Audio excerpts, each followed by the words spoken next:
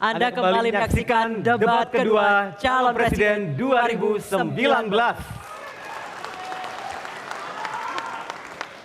Baik, dan di segmen ini calon presiden akan menjawab pertanyaan dari tim panelis. Selain menjawab pertanyaan, masing-masing calon presiden juga diberikan kesempatan untuk saling menanggapi. Dan pemirsa dan hadirin sekalian, ini adalah pertanyaan tema infrastruktur yang telah dipilih oleh calon presiden nomor urut 01. Waktu menjawab adalah 2 menit. Kita buka pertanyaannya. Baik. Ya.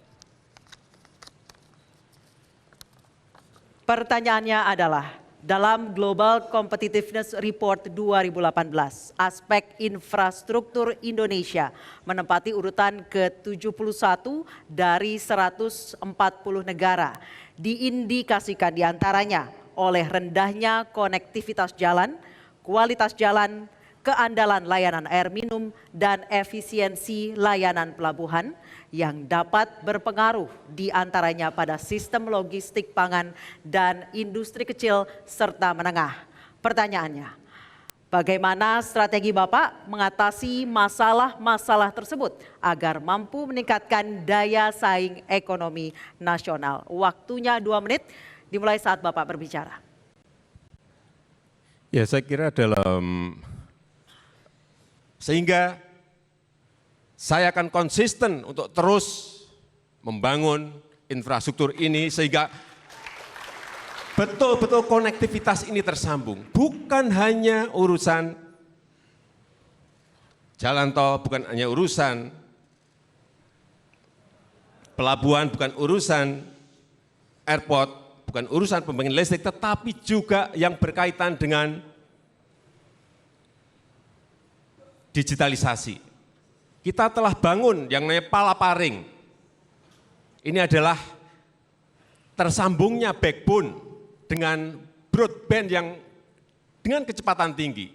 Di Indonesia bagian barat telah 100% kita selesaikan. Di Indonesia bagian tengah telah 100% kita selesaikan. Indonesia bagian timur telah selesai 90% dan akan kita selesaikan pada tahun ini. Inilah sekali lagi pentingnya infrastruktur selain pembangunan sumber daya manusia yang ke depan ini juga secara besar-besaran akan kita lakukan. Waktunya habis Bapak, silakan kepada Capres nomor urut 02 Bapak Prabowo Subianto, waktu Bapak 1 menit. Harap tenang. Mohon tenang, terima kasih. Baik, Pak Prabowo Subianto silakan untuk menanggapi, waktu Bapak 1 menit dimulai ketika berbicara. Saya menghargai niat Pak Jokowi dalam memimpin pembangunan infrastruktur. Tetapi saya juga harus menyampaikan kemungkinan besar tim Pak Jokowi itu bekerjanya kurang efisien. Banyak infrastruktur yang dilaksanakan dengan gerusa-gerusu tanpa feasibility study, yang benar. Dan ini mengakibatkan banyak proyek infrastruktur yang tidak efisien, yang rugi, bahkan yang sangat-sangat sulit untuk dibayar. Jadi ini yang jadi masalah. Infrastruktur harus untuk rakyat, bukan rakyat untuk infrastruktur. Gak bisa infrastruktur nanti hanya jadi monumen, tapi tidak dimanfaatkan. Sebagai contoh LRT di Palembang dan lapangan terbang, Kertajati, dan macam-macam lagi. Waktunya 1 menit sudah habis Bapak. Terima kasih. Baik, calon presiden 01 Pak Jokowi silakan menanggapi, waktu Bapak 1 menit dimulai ketika berbicara. Ya, kalau tadi Pak Prabowo menyampaikan tanpa visibility study, saya kira salah besar karena ini sudah direncanakan lama. Mohon tenang, mohon tenang. Ini sudah direncanakan lama, tentu saja semuanya ada dan ada juga DED-nya, semuanya ada. Dan mengenai tadi yang disampaikan, misalnya LRT Palembang atau LRT MRT Jakarta, semuanya butuh waktu. Memindahkan budaya yang senang naik mobil sendiri kemudian masuk ke transportasi massal, yang saya pelajari di negara lain butuh 10 sampai 20 tahun untuk memindahkan budaya itu. Tidak mudah. Artinya kalau masih belum ramai, memang baru 4 bulan, 6 bulan. Mengenai Kertajati, ini tinggal menyelesaikan jalan tol sambung antara Kertajati Bandung. Begitu itu rampung, Airport Bandung akan semuanya dipindahkan ke Kertajati dan langsung ramai Pak Prabowo. Waktunya habis Bapak. Harap tenang, harap tenang, Mohon tenang. harap tenang. Baik, mohon tenang. Terima kasih. Ya baik, dan kita masuk di pertanyaan yang berbeda namun masih soal infrastruktur. Dan tentu kami waktunya membacakan pertanyaan yang telah diambil oleh Capres nomor urut 02. Dan pertanyaannya adalah,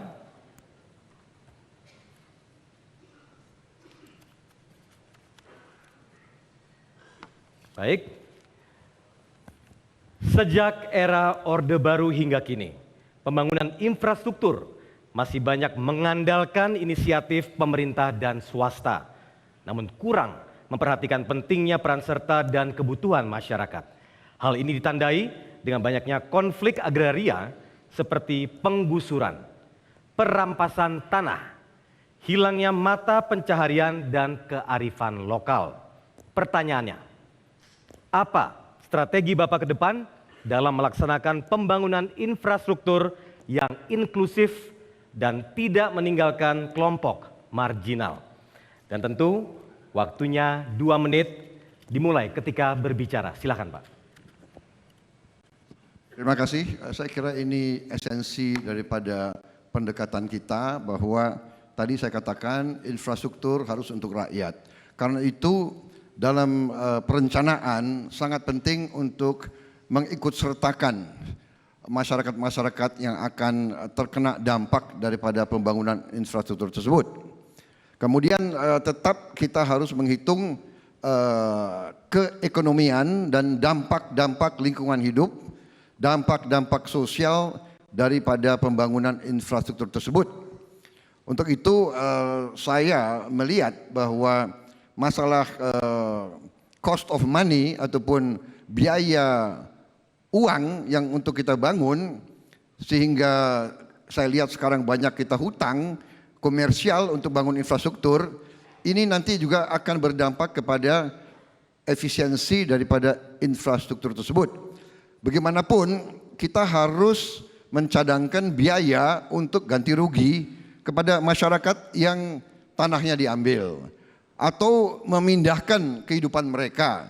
Tidak bisa serta-merta mereka dirampas tanahnya tanpa ada penyaluran, pengalihan kehidupan mereka.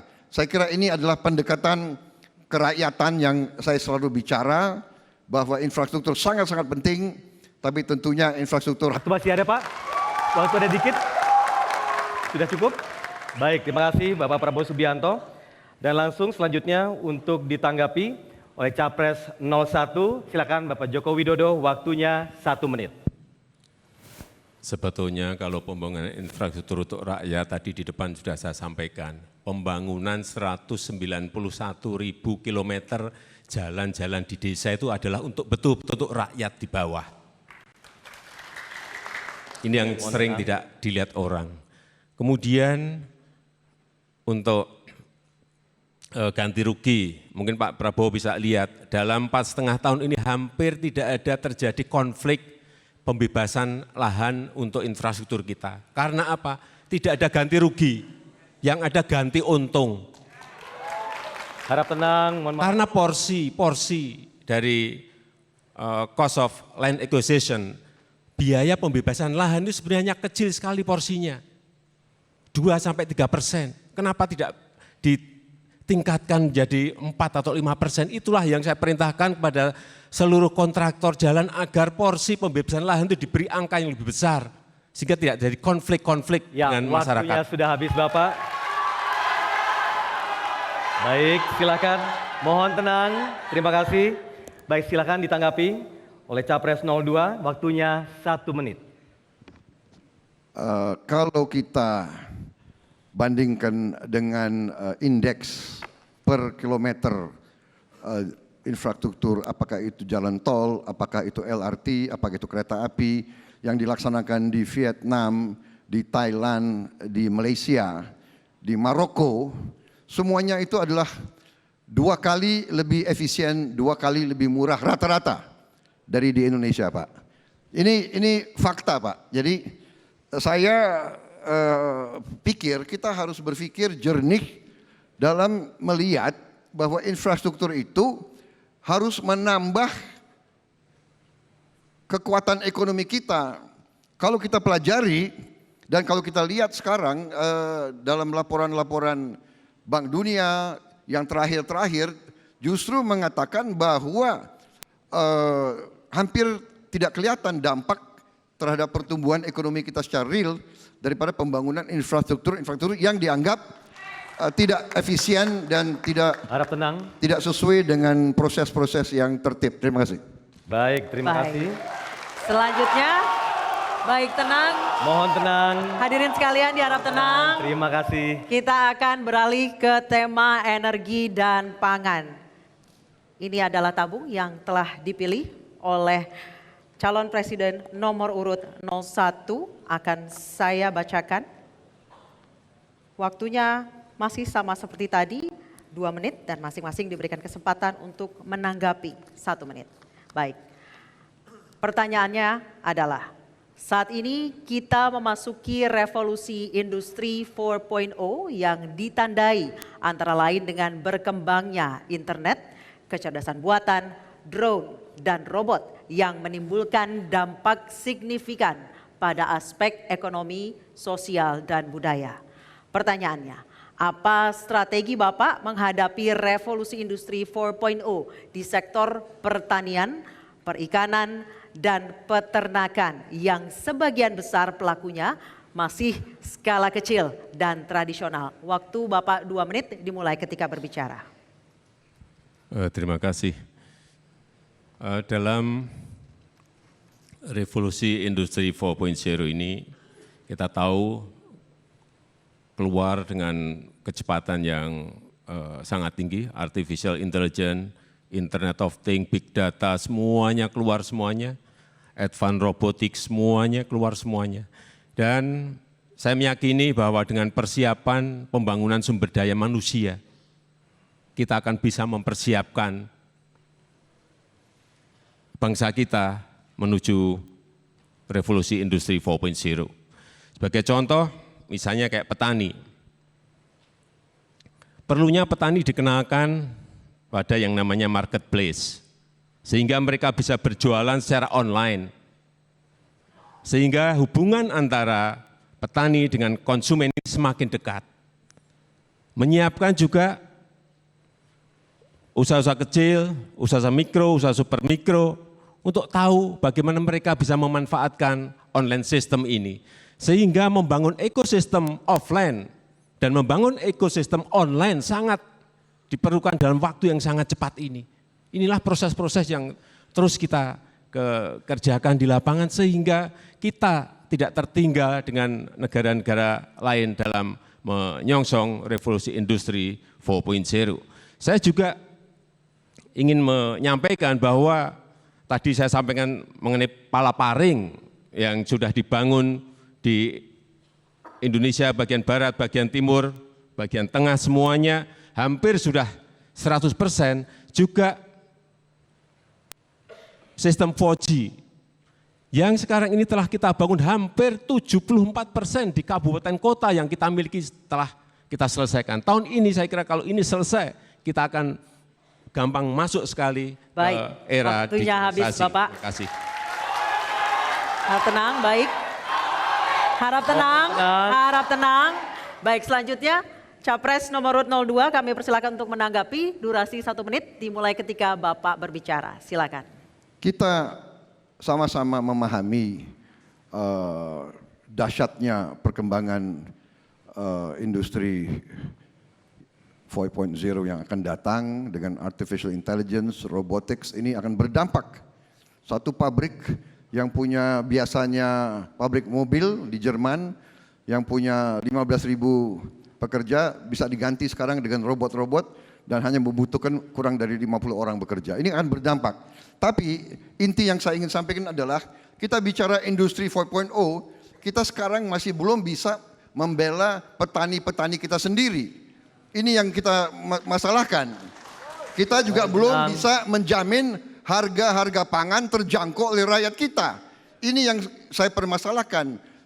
Bagus kita bicara industri 4.0, tapi saya lebih ingin menjamin bahwa Indonesia bisa menyediakan pangannya sendiri tanpa import-import dari negara manapun. Baik, waktunya habis. Silakan Capres 01. Baik, harap tenang.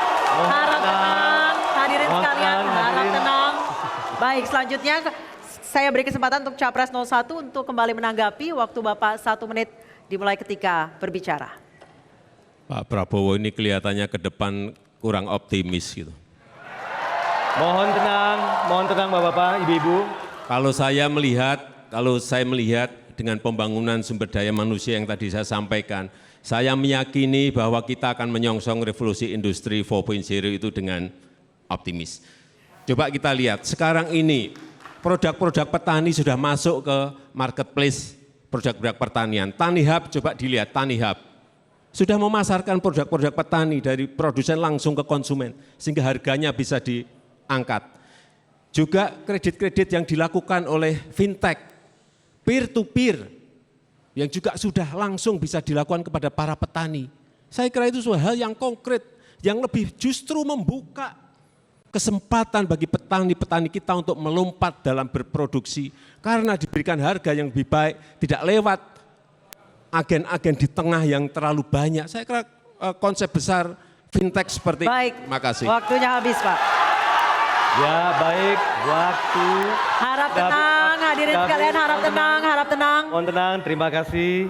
Baik, selanjutnya waktunya kami membacakan pertanyaan untuk Capres nomor urut 02, temanya energi dan pangan. Kita lihat apa yang menjadi pertanyaan dari panelis dalam tabung ini.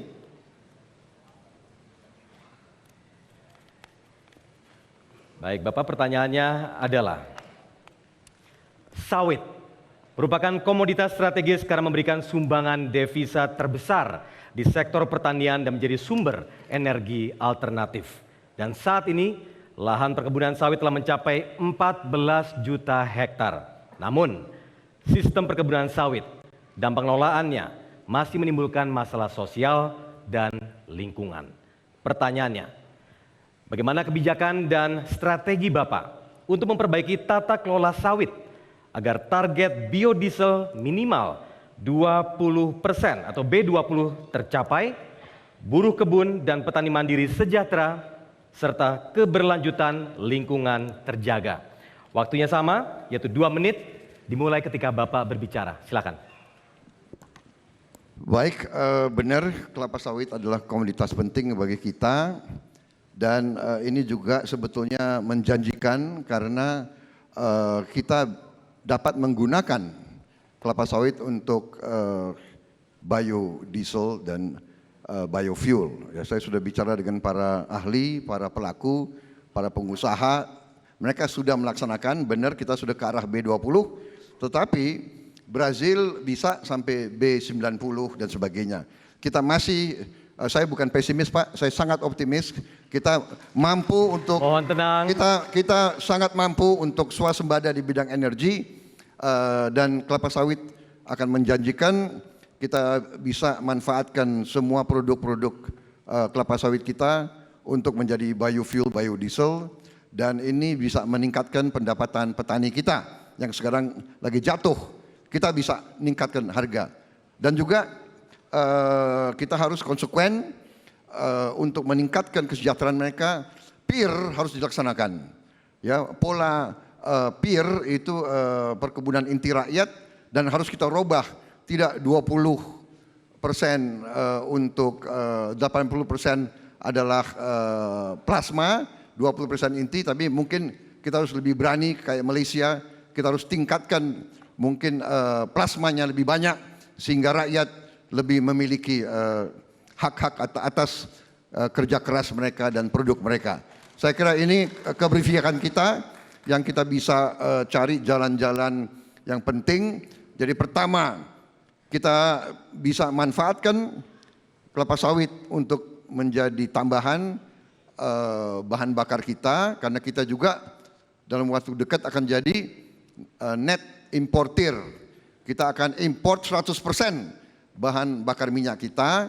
Ya, waktu Kalau habis, kita Bapak. dan kita sekarang punya peluang dari kelapa sawit. Terima kasih. Baik, terima kasih. Waktu sudah habis dan langsung mohon tenang, para hadirin mohon tenang. Mohon tenang. Baik, dan waktunya Capres 01, kami persilakan menanggapi. Durasinya 1 menit dimulai ketika Bapak berbicara. Silakan. Supaya masyarakat tahu bahwa sekarang produksi sawit Indonesia itu sudah 46 juta ton per tahun dan melibatkan petani kurang lebih 16 juta petani. Saya kira sebuah jumlah yang sangat banyak. Dan supaya Pak Prabowo juga tahu bahwa kita telah memulai B20 dan sudah berproduksi 98% dari yang sudah kita harapkan. Ini artinya B20 ini sudah rampung. Kita ini sekarang menuju kepada yang namanya B100.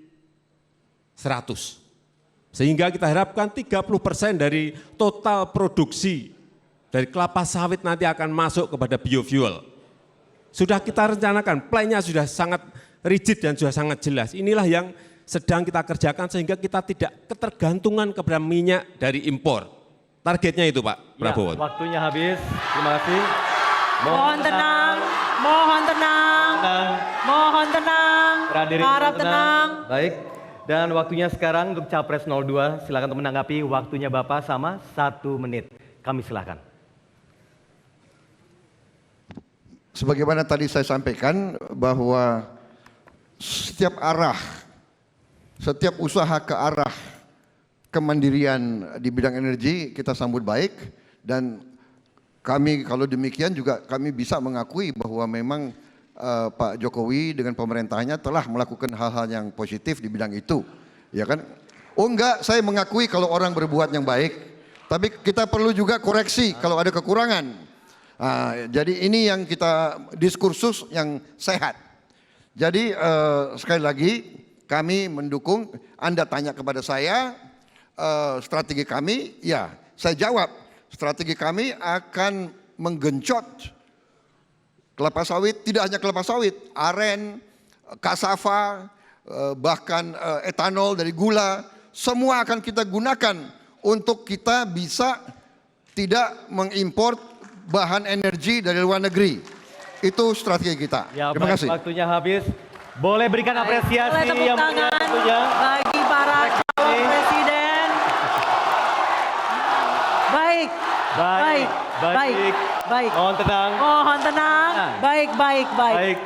Baik, pemirsa dan hadirin sekalian, kita sudah membahas mengenai tema energi dan pangan. Di segmen selanjutnya kita akan membahas mengenai tema sumber daya alam dan lingkungan hidup.